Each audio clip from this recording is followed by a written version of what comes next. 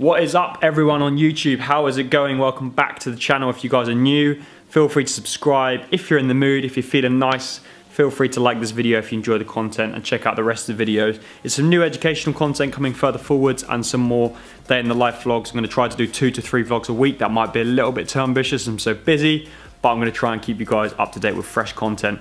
The title of today's video is all about how to write your own training programs or splits. As you guys can tell, we're going to answer that question straight away. I get a lot of people asking me this question. How do you go about it? Do you need help? What sort of approach should I take? And how can I reach my goals? So without me rambling on, let's get into some of these questions right now.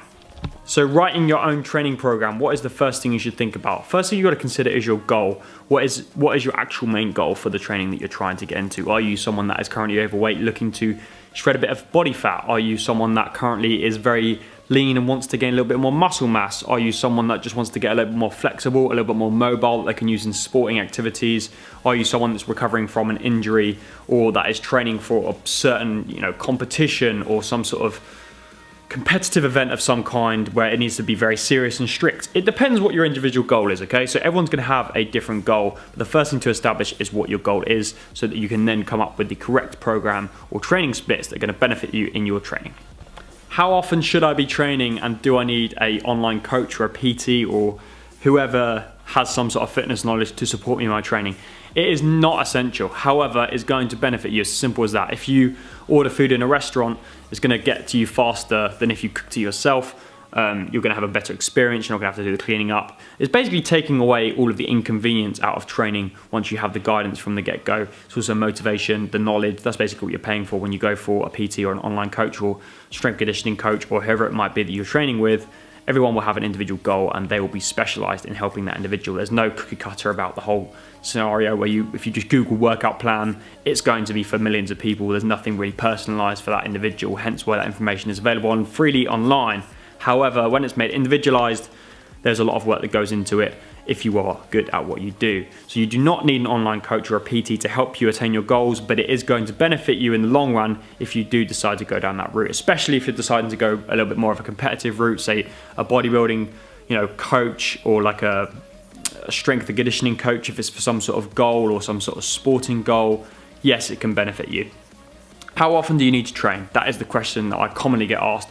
How often should I be training in a week, Harley? What are my goals and how am I going to attain these goals over a short period of time without spending hours and hours and hours in the gym? I'm going to give you guys a scenario. Say you're an individual working in an office job 5 days a week. You're doing a Monday through Friday and you have the weekends off. Typically you're the individual that likes to live for the weekend and you want to go out and enjoy yourself, have a couple of drinks with your friends. This is going to be a standardized plan that I used to follow previously when I was working in the catering industry.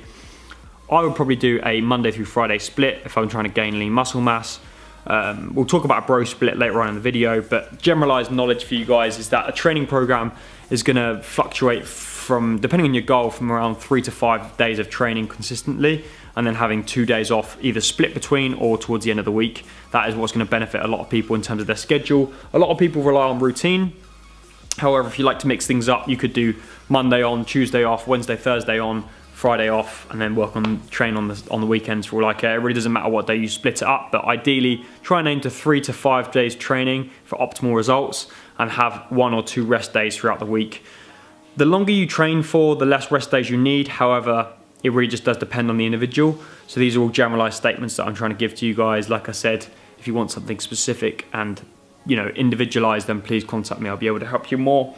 In terms of rest days, like I said, 2 days are going to be, optimal. Anything more than 2 days and it becomes too long of a gap between each training session. So say, for example, you had 2 rest days, which is your weekend, and then it got to Monday again, you were training. That's perfectly fine. However, it got to, say, for example, you took the Monday and Tuesday off at the beginning of the week, that's 4 days off and then back to back for the rest of the week. Does that make sense? So the way you split it is really down to you. But I wouldn't have more than 2 days rest between unless it's really, really, really needed. That's something I'd recommend.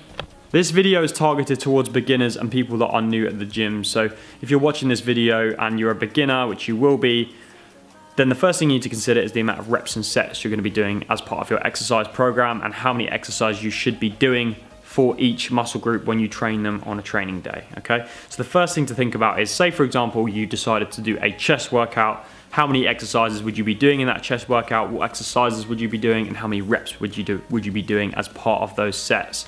Depending on your goal, as I said, I'll pop a link in the description for a questionnaire which you guys can contact me if you want me to specialize something for you and to help you write a plan.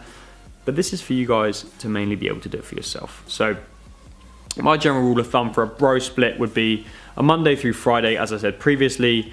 Monday would be chest and tris, Tuesday would be back and bis, Wednesday would be abs, Thursday would be legs, and Friday would be shoulders and any other accessory movements you may have missed during the week. Generally, Wednesday will be abs and an accessory you may have missed. So say, for example, you did chest and triceps at the beginning of the week, but your triceps are too tired and you couldn't bother to do triceps, you chuck your triceps in on your ab days or whatever it might be. Or you might chuck in cardio.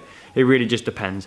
Obviously, that was for my goal personally. That was what I was training for the last year and a half at least. And then I've sort of have fluctuated training programs throughout the year around what works for my individual goals. But that was for me doing a lean bulk, so to speak.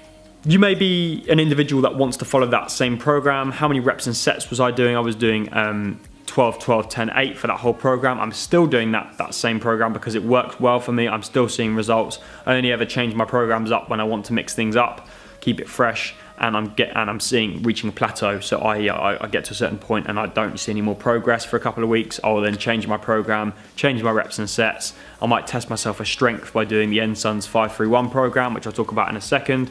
And that's how I can basically build strength and still gain muscle at the same time, and generally stay in shape. I'm not having crazy amounts of cardio. I'm not doing, I'm not eating or consuming crazy amounts of calories. That was generally my goal, was to gain lean muscle mass. That's what worked for me.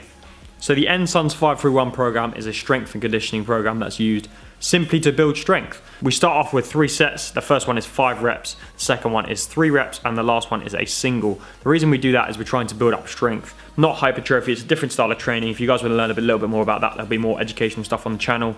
There'll be a playlist for these educational videos if you guys want to see more content on there. This is all free information for you guys. So at the end of the day, the 5-3-1 works really well for me. I've also tried a 5x5, so that's 5 sets of 5 reps. That also allows me to build strength. However, by the time you've done the sort of 4th or 5th exercise, you can't do what you were able to do on the previous set without a spot, if that makes sense. Generally, the more sets you do, the more you fatigue, so it really just is up to you guys. When it comes to novices training in the gym, the one thing I'd like to say to you is that don't just see what you look at online. When you Google workout plan, chest workout exercises, whatever, it's not, like I said, it's generalized. So the main thing you'll see online is 12 to 15 reps for 3 sets. That's okay, but you don't generally push yourself in terms of the weight because you're doing a high volume of reps. To keep that very simple, the higher the reps, the less weight you can lift. The heavier the reps, i.e. the less reps, the heavier the weight generally. That's how I always like to explain it to people. If you're doing a strength program, no more than 5 reps. If you're doing a hypertrophy, we're looking at around 12 to 15.